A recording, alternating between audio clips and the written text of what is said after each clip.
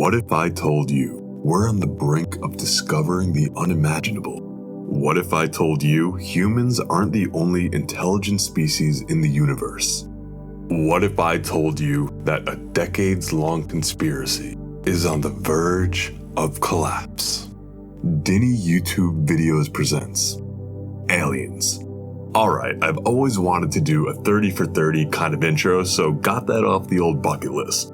Personally, I've been down the rabbit hole and back for about the last 5-ish years, which isn't that long compared to some people, but what I'm trying to say here is, have you seen what's going on in the news with UFOs, or what our old trusty government likes to say, UAPs? This will be the first of many videos I make regarding this topic, so buckle up, buckaroos, and get ready.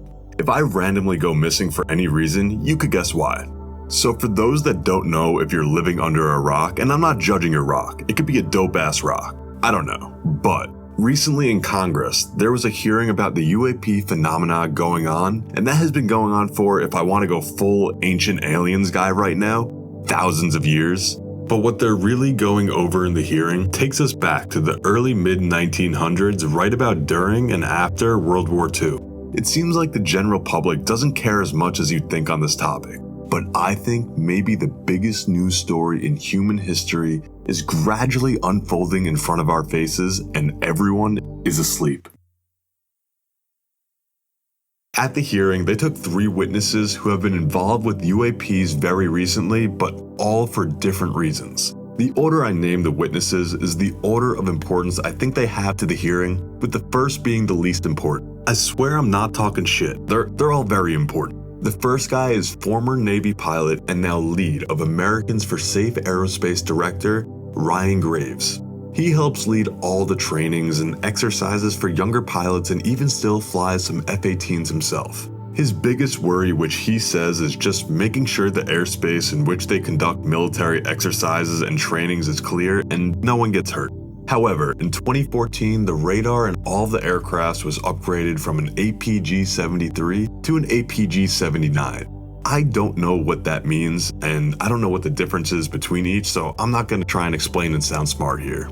Anyways, the main point is when the radar was upgraded, there were more things being detected in US airspace that they thought was originally clear. The objects would have random flight patterns that the newer radar can pick up, and the way they would move on the radar, it was very clear. This is not an ordinary plane or jet right here. The second guy is a retired commander for the US Navy and was the commanding officer for the world-famous Black Aces. The Black Aces was founded September 1st, 1950, so you know it's pretty legit. That is also the exact day President Biden said we get overrun by aliens. And I mean, when does that guy ever say anything weird? Get hot, I got hairy legs that turn blonde in the sun. Nah, I'm just messing with you guys. Biden is definitely all together. What a guy. Anyways, the story with Commander Fravor, in my opinion, and most people who you ask, is the most credentialed sighting of a UAP we have on record. Commander Fravor was sent to lead a training before eventually being deployed to the Persian Gulf in Iraq in 2004. The air controller apparently had been noticing these objects on their Aegis combat system for a few weeks, where they would switch off going from 80,000 feet to 20,000 feet and vice versa. But these objects would just sit there for hours on end. As Commander Fravor says, it was perfect conditions for flying that day with sunny skies, light winds, and calm seas. When they get to the point, the radar, which was an APG-73 at the time, caught something. And as they approach, they see a tic-tac shaped object just hovering over the water. It's tic-tac, like the candy, not tick-tock like the Chinese communist app. Now, this is where shit gets real. As soon as they make way towards the tic-tac and get about half a mile away, it juked their ass, and then appeared back at their base 60 miles away.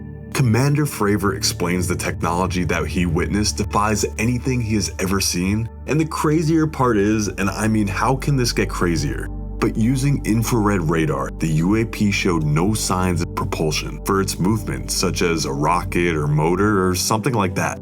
Now, if you thought that was crazy, the third and most important guy, the whistleblower. He may be in a rush, cause they're after him now, but his name is David Grush.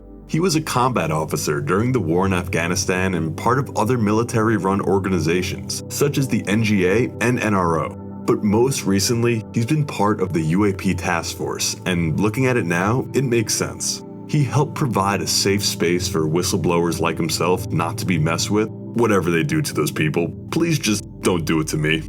He came out in an interview to News Nation about all the things he knows and has heard about. In the interview, he basically goes over Men in Black type of shit. From secret government UFO retrieval programs, where these UFOs are being kept, and a program to try and reverse engineer these UFOs. Okay. Let's take a quick breath here. A guy with this level of credentials, bringing up the kind of stuff you only hear in movies. Definitely something to at least listen to, and if you don't, fuck you, buddy. Hearing this kind of thing excites me and also is kind of disturbing to a degree. But I mean, in this era of information, keeping secrets gets harder and harder, which is why it makes sense this is all coming out now. Now let's get to the fun part, even though I'm sure you're already having a great time watching. And my bad, I actually stole some fun from you guys watching that whole hearing. Cause who doesn't have fun listening to our congressmen and women, the most beloved people in America? Hey, stop it. They're great. I mean, I've already told you guys, I've been elbow deep on this topic for half a decade already, and a lot of the information that was said in the hearing has already been said at different points in time, whether on Rogan with Ryan Graves and Commander Fravor, or Grush's claims with guys like Bob Lazar explaining government retrieval programs and reverse engineering programs as well. However, the main reason for the hearing is mostly for national defense concerns, getting down to the nitty-gritty on any secret government programs where billions and billions of dollars in taxpayer money is being spent without Congress approval and general transparency to the American public. Hey, I mean, where all my taxes going, you know, Johnny? The opening statement for each witness was very interesting, but I thought Ryan Graves pointed out three important things. 1. UAP are constantly occurring in our airspace. 2. The number of UAP are being grossly underreported. And 3. The stigma around UAP is very real, where if you bring it up, you sound fucking crazy. People end up losing jobs and credibility if they bring up something like this, but so many people have brought it up over the years. I mean, I'm sure not everyone would lie about it, especially if it puts their careers in jeopardy.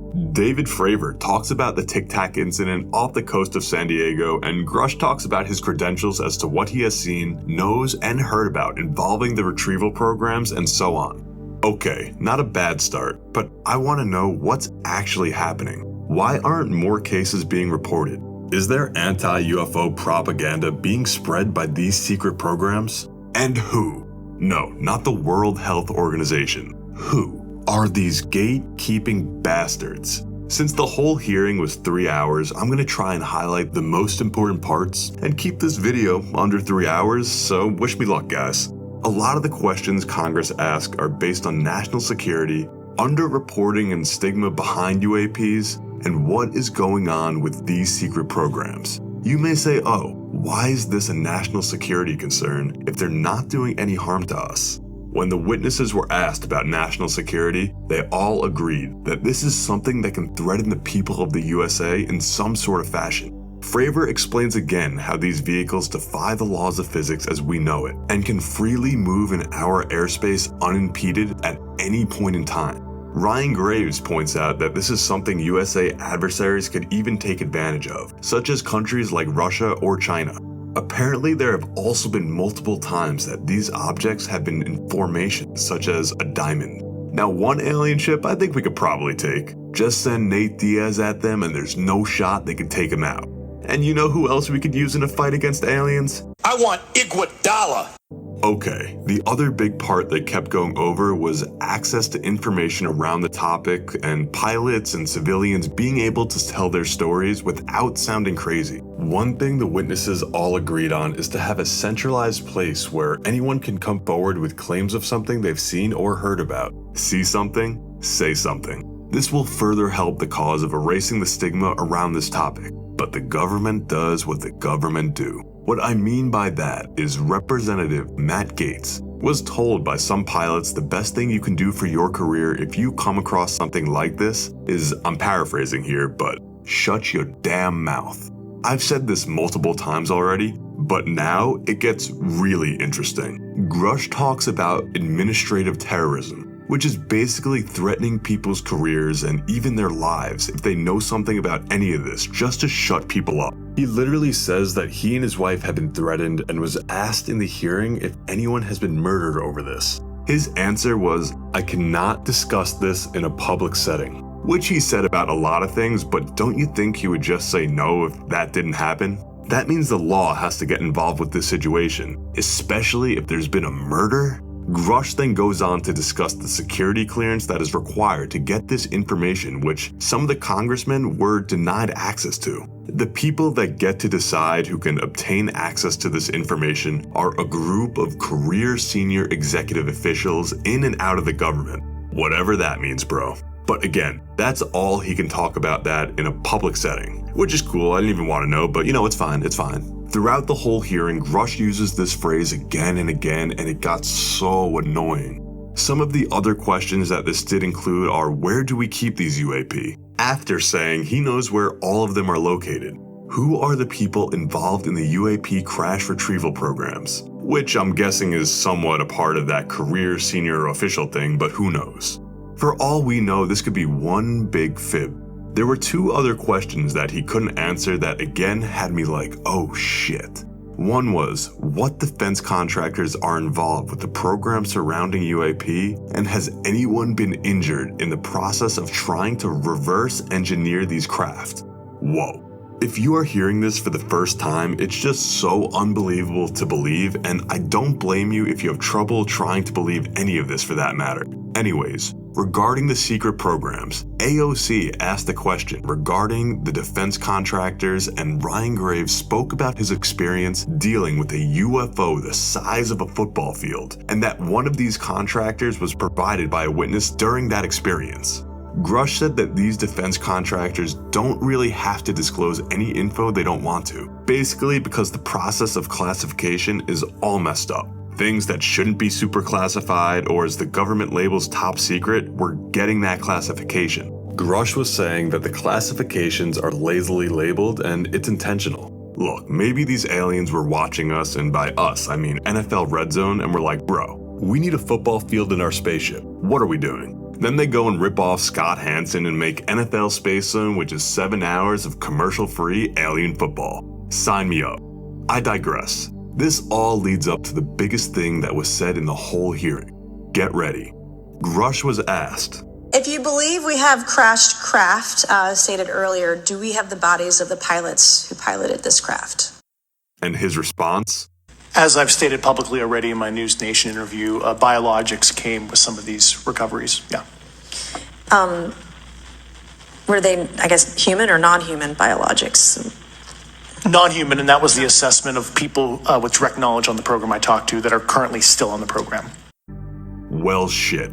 Non-human biologics. That could also mean the craft could have hit a deer or something, and that's non-human as well. But if it is what he's implying, okay, that was everything from the hearing I took that was important. Now here's my 2, maybe 3 cents on the matter. Number 1, how can Congress have the power they have but get consistently denied access to information? I mean, it's due to the over-classifications of files, but we need these great, trustworthy, important, kind people to have as much information on this matter as possible to at least protect the American public. However, I don't think everything should be released on this subject matter yet, just because most people aren't ready and we don't want to cause a mass hysteria event. I'm sure you've seen all these videos and pictures and stories circulating the internet lately, but take those with a grain of salt. Most of that is probably fake, and we are in a generation where people love to seek attention and clicks and all of that nonsense.